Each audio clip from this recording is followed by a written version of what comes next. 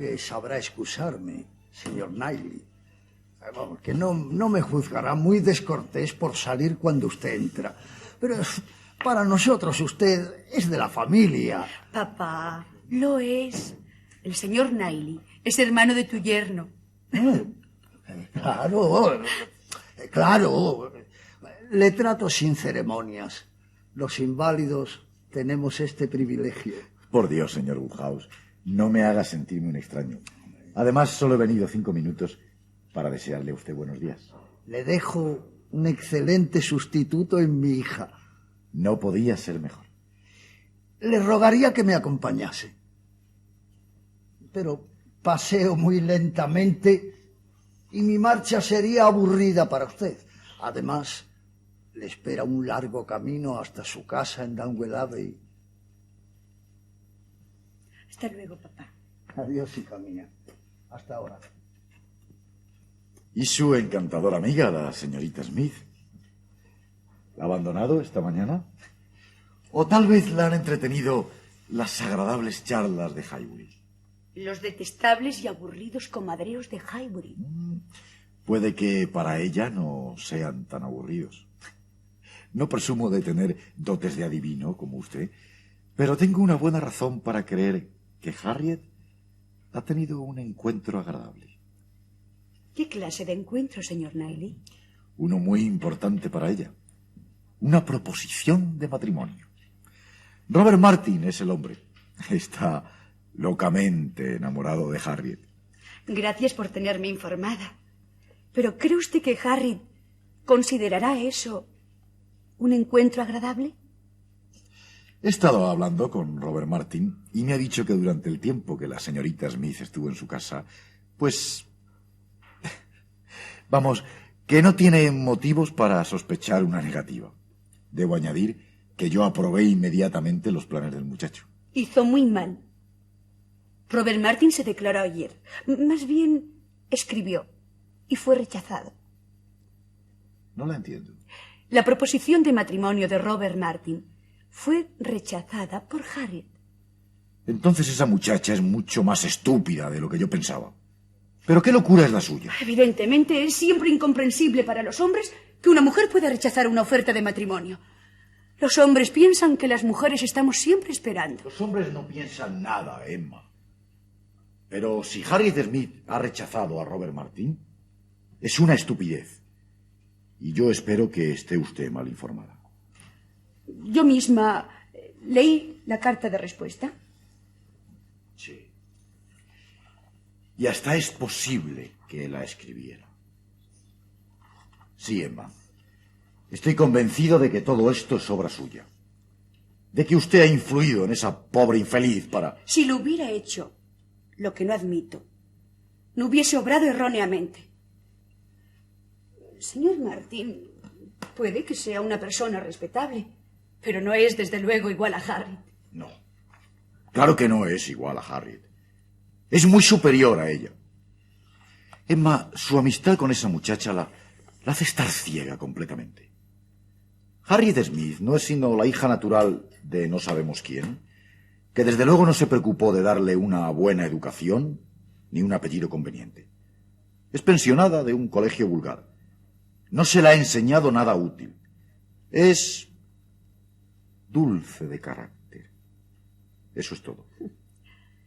Al enumerar las cualidades de Harriet, ha olvidado una que los de su sexo suelen tener en gran estima: su belleza. Ello solo le bastaría como título y fortuna. Y Emma, oírle decir tales sin razones me hace perder el juicio. Vale muchísimo más una mujer sin sexo que una tan inteligente como usted, pero tan equivocada. Creo que más de un caballero sería halagado por la belleza de Harriet. Ella puede elegir. Pienso. Es más, si se tratara de la boda de usted mismo, querido Knightley, a quien tanto aprecio, no dudaría en señalársela. Harriet sería la mujer ideal para usted. Lamento que no estemos de acuerdo. Pero, en fin, creo que la única perjudicada es su pobre amiga. Puede que no encuentre otra proposición tan pronto. Yo opino diferentemente. Ella sabe ahora lo que es un caballero. Y nadie, sino un caballero, puede tener oportunidad cerca de ella. Oye, Emma, por Dios, estupideces, tonterías. Perdóneme, pero es que si está usted pensando en Elton, pierde su tiempo. Elton no caerá. Conoce demasiado bien el valor de las cosas. Le diré aún algo más. Muchas veces le he oído hablar, siempre entre hombres solos, y exponer sus opiniones sobre el matrimonio. Habla mucho de una familia de señoritas muy amigas de su hermana, cada una de ellas con 20.000 libras de renta. Agradezco mucho su información. Sin embargo, el señor Elton sigue pareciéndome un partido aceptable y probable para Harry. Buenos días.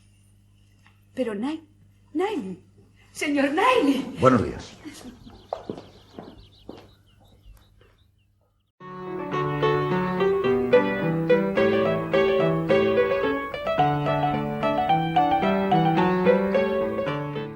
Perhaps if you are not already too fatigued by your walk, Mr. Knightley, you would care to accompany as far as the shrubbery and back. Well, nothing would give me greater pleasure, sir, but as it happens, if you'll excuse me, I have something of particular interest I wish to tell Emma. Oh, very well.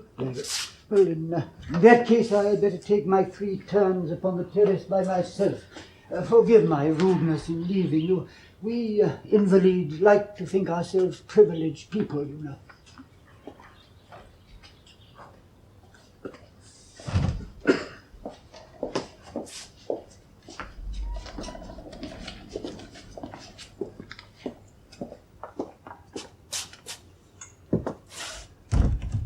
Well, Emma. Well, Mr. Knightley, and what is your news? I have good reason to believe that your little friend, Harriet Smith, will soon hear something very much to her advantage. Harriet, Mr. Knightley, what makes you say that? Well, I can't rate her beauty as highly as you do, I'm afraid, Emma. But she's a pretty enough little thing, and in good hands she should turn out an admirable young woman. Well, I am glad you think so, and those hands will not be wanting, I am quite sure. Well, I must admit that you have improved her, Emma. You've cured her schoolgirl's giggle already. Does you credit. Mr. Knightley, I am overwhelmed. But let me hear this news that will be so greatly to her advantage. I have reason to believe that she will very soon receive an offer of marriage. Oh? Robert Martin is the man. Her visit to the farm this summer the cause. He's very much in love, means to marry her. There, is that not a splendid thing? He is very obliging, but is he so sure that Harriet means to marry him? Well, let us say he intends to make her an offer then. Now, he came to see me 2 evenings ago to ask me what I thought of the notion. I told him I thought her an admirable young woman within her own limitations and advised him to press the match, which I have every reason to expect he will do. And how do you know he has not already done so? What? I will tell you something, Mr. Knightley, in return for what you have so very kindly told me. Mr. Robert Martin did speak yesterday. That is to say, he wrote and was refused. Refused? I can't believe it. And nevertheless, it's quite true, I'm afraid. The girl must be a greater simpleton than I thought her. What is a stupid girl about? Oh, of course I realize it is always impossible for a man to believe that a woman could refuse an offer of marriage from whatever quarter it comes. No, nonsense. A man believes no such thing. Oh, yes, Mr. Knightley. Harriet Smith refused Robert Martin, but why? Can't believe it. You're mistaken, you must be. Nevertheless, I have seen the letter. You mean you saw her answer, did you? I did. And wrote it too, I'll be bound. No. Well, not all of it. Emma, this is all you're doing. And what if it is? Mr. Robert Martin may be a very excellent young man in many ways, but he is not Harriet's equal. No, he's not indeed. He's as much her superior in sense as he is in station. Really, Emma, you've allowed your ridiculous infatuation for this girl to blind you. That is your opinion, Mr. Knightley. It is not mine. What is Harriet Smith? Merely a parlour boarder at a girls' school. She has no family, no connection. That is not her fault. It is her misfortune. Please let me continue. She's pretty, I grant you, and she has an amiable nature, but she's not a sensible girl, and she has little or no information. And when Robert Martin came to tell me of his intention, I thought to myself, well, even Emma, with all her partiality for Harriet, must see that this is a good match. Really, Mr. Knightley, I cannot help wondering at your still knowing so little of me as to say such a thing. If Elton is the man that you have in mind for her, I very much fear that it will be a labour in vain. He's not the kind of man to make an imprudent match of this kind, in my opinion. So you think it would be imprudent for a man of Mr. Elton's station to marry a girl in Harriet Smith's position, is that right? I do. Then let me say at once, Mr. Knightley, that I consider an engagement to Mr. Robert Martin would not be a match. It would be a degradation.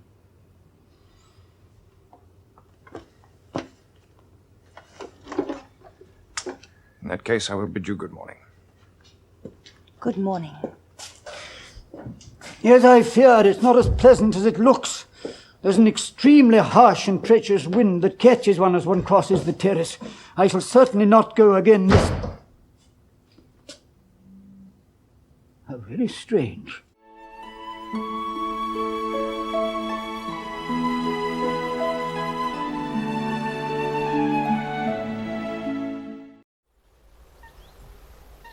Very well, I admit it. You have improved, Harriet Smith. I hope you're not the only man to have noticed. I'm not. I believe your friend will soon hear something serious. Something to her advantage. Who makes you his confidant? I have reason to believe that Harriet Smith will soon receive an offer of marriage from a man desperately in love with her. Robert Martin. He came here 2 evenings ago to consult about it. He's a tenant, you know, and a good friend. He asked whether it would be imprudent of him to settle so early, whether she was too young or whether he was beneath her. Better questions for Mr. Martin. I could not have chosen myself. I never hear better sense from anyone than from Robert Martin. He proved he could afford to marry, and I said he could not do better. No, indeed. He could not. Come. I will tell you something in return. He wrote to Harriet yesterday. Oh, yes? Yes. He was refused. Not sure I understand. He asked, and she refused. Then she is a greater simpleton than I believed. The most incomprehensible thing in the world to a man is a woman who rejects his offer of marriage. I do not comprehend it because it is madness. I hope you're wrong. I could not be. I saw her answer. You saw her answer? Emma? You wrote her answer, didn't you? If I did, I would have done no wrong. He is not Harriet's equal. I agree, he is not her equal. Good. He is her superior in sense and situation. What are Harriet Smith's claims of birth or education that make her higher than Robert Martin? She is the natural daughter of nobody knows whom. The advantage of the match was entirely on her side. What? A farmer? Even with all his merit, a match for my dear friend. It would be a degradation for her to marry a person whom I could not admit as my own acquaintance. A degradation? For illegitimacy and ignorance to marry to a respected, intelligent farmer? She is a gentleman's daughter. Whoever her parents, they made no plans to introduce her into good society. She was left with Mrs. Goddard for an indifferent education. Her friends evidently thought this was good enough for her, and it was. And she thought so too until you began to puff her up. Vanity working on a weak mind produces every kind of mischief. You dismiss her beauty and good nature, yet I would be very much mistaken if your sex in general does not think those claims the highest a woman could possess. Men of sense, whatever you may say, do not want silly wives. On my word, Emma. Better be without sense than misapply it as you do.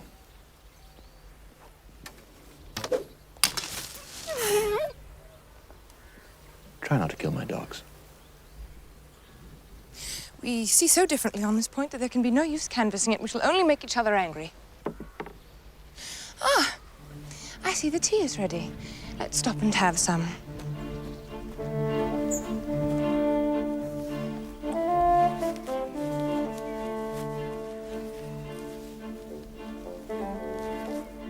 Clearly, Emma, you have someone else in mind for your friend. But if the gentleman you dream of is Mr. Elton, your labour is in vain. As vicar, Elton is unlikely to make an imprudent match, especially to a girl of obscurity who may bring him disgrace. In unreserved moments, when only men are present, I have heard him speak of a large family of young ladies from Bath who all have £20,000 apiece. Believe me when I tell you that he may talk sentimentally, but he will act rationally. If I had my heart set on Mr. Elton, then your opening my eyes would have been a kind service. But I care only to watch her grow. No more, please. No more.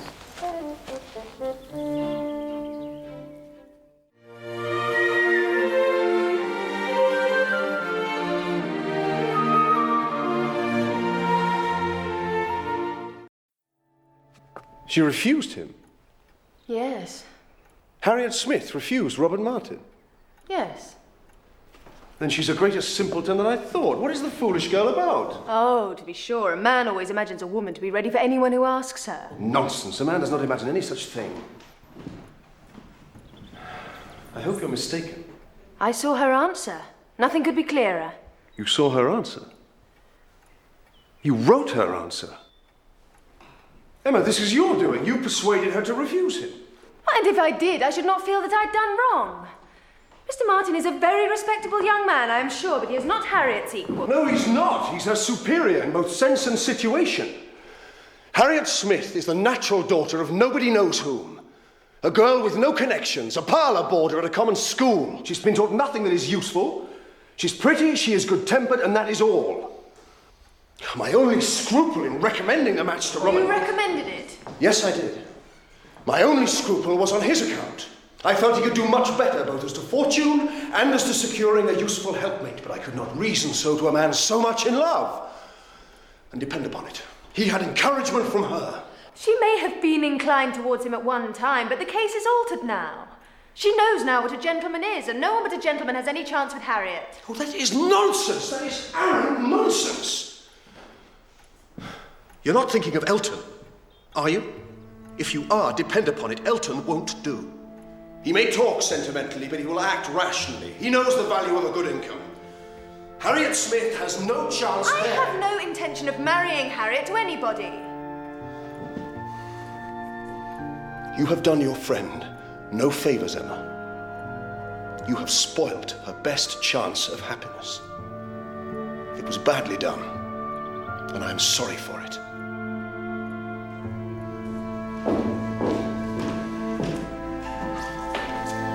Good day to you.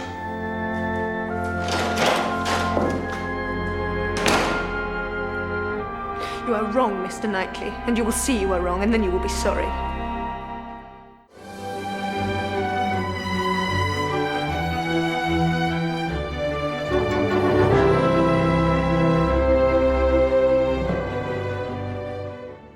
Mr. Robert Martin is desperately in love with your Miss Smith and means to marry her. There. I've surprised you for once. He came to speak to me about it, and despite my doubts about the match, I gave my blessing. This was the day before yesterday. I must say, I'm surprised your friend has been able to keep the good news to herself. I thought he would have spoken yesterday. He was so determined. How do you know that Mr. Martin did not voice his thoughts yesterday? Well, I do not know it absolutely. I thought she spent the whole day with you. Now, I will tell you something. Mr. Martin did speak yesterday, well, that is, he wrote, and he was refused. Then she's an even greater simpleton than I thought. Oh, of course. It is incomprehensible that a woman would ever refuse an offer of marriage. A man imagines a woman ready for anyone who asks A man does not imagine any such thing. Harriet Smith refused Robert Martin. It's madness. Maybe you are mistaken. I saw her answer. Nothing could be clearer. You saw her answer? Hello. You wrote it. You persuaded her to refuse him. Emma, look at me. This is your doing. I am sure of it. You could never lie to me with any success. Mr. Martin is a very respectable young man, I am sure. But I will not agree that he is Harriet's equal. No, he is not her equal. He is far her superior. Harriet Smith is the natural daughter of nobody knows whom. She's not a sensible girl and has been taught nothing useful. She's no experience and little wit. She is pretty, good-tempered maybe, but that is all. I felt that in all respects he could do no worse, but he was so in love with her, he is so in love with her, that he would not be reasoned with. I even thought of you. I thought even Emma will think that this is a good match. I cannot believe you know so little of Emma as to say such a thing. A farmer? A good match for my intimate friend? It would be a degradation. A degradation for illegitimacy and ignorance to be married to a respectable, intelligent farmer. There can scarcely be any doubt that her father was a gentleman, and a gentleman of fortune. Nothing has been begrudged her. Why should the child pay for the offences of others? Harriet is a gentleman's daughter. She associates with gentlemen's daughters. She is, therefore, superior to your Robert Martin. Emma, we live in the real world, where children do pay for the offence of their parents. And it does not appear to be in their plans to introduce Harriet into their society, whoever they may be. But we live here, in Highbury, where we treat people with the respect and courtesy they deserve. Harriet's friends, whoever they may be, thought Mrs. Goddard's boarding school and Mrs. Goddard's company good enough for Harriet. And Harriet also thought it good enough, until you encouraged her to think above her station. She was as happy as possible with the Martins in the summer. And Robert has no vanity. He would not have proposed if he thought that she did not favour him. I know that she must have encouraged him. Well then, let us, as you say, live in the real world, where men, of course, always reject a girl with a pretty face in favour of one with a well-informed mind. What? Oh, no. I bow to your superior knowledge, your 16 years more experience. You must know best. Harriet, with her good looks and her easy temperament, will be right at the back of the queue with your sex when it comes to choosing a mate. Now, we have both made our argument. Let us not quarrel. Really, it is better to be without wits than apply them as you do, Emma. There! Don't you see how you add force to my argument? Men don't like girls who argue. Harriet is just the sort of girl every man wants. She bewitches his senses and satisfies him that he is always right. Were you ever to marry, she would be just the sort of woman for you. Ha! Mark my words, Harriet can pick and choose. I've always thought it a bad friendship for you, Emma, but now that I think of it, I think it is worse for Miss Smith.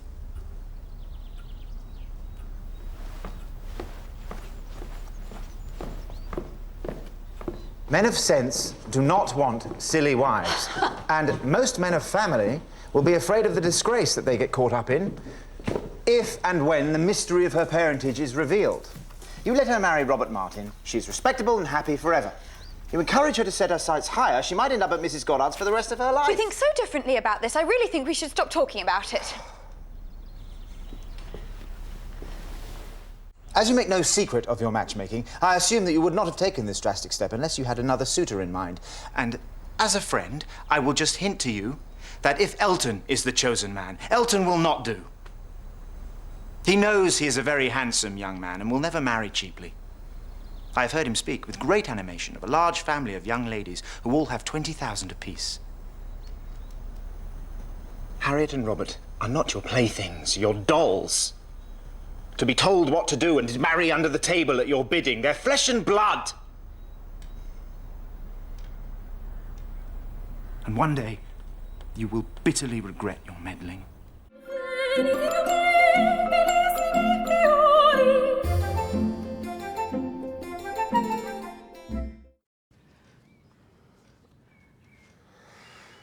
Refused? Then she is a greater simpleton than I ever believed her. Harriet Smith refuse Robert Martin.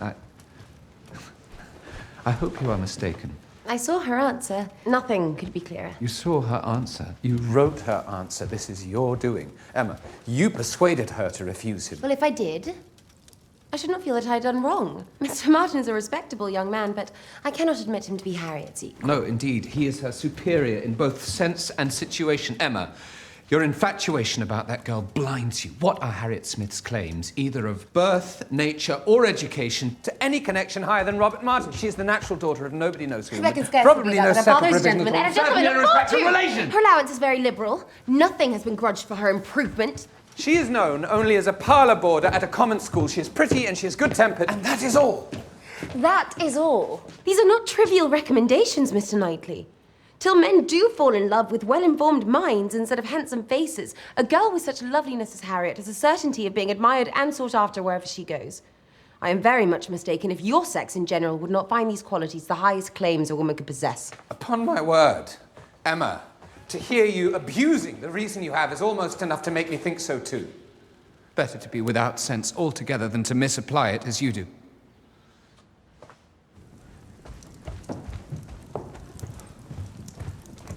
Men of sense do not want silly wives, and more prudent men would be afraid of the inconvenience and disgrace that they might be involved in when the mystery of her parentage came to be revealed. Let her marry Robert Martin, and she is safe and respectable forever. But if you teach her to expect to marry greatly, nobody within her reach will ever be good enough for her. Your plans for Harriet are best known only to yourself. But as you make no secret of your love of matchmaking, it is fair to suppose that plans you have.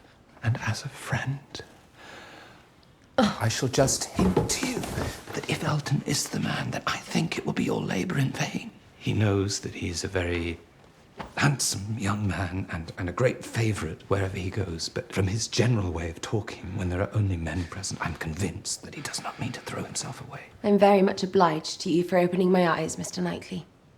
But know that I am done with matchmaking for the present. I only want to keep Harriet for myself.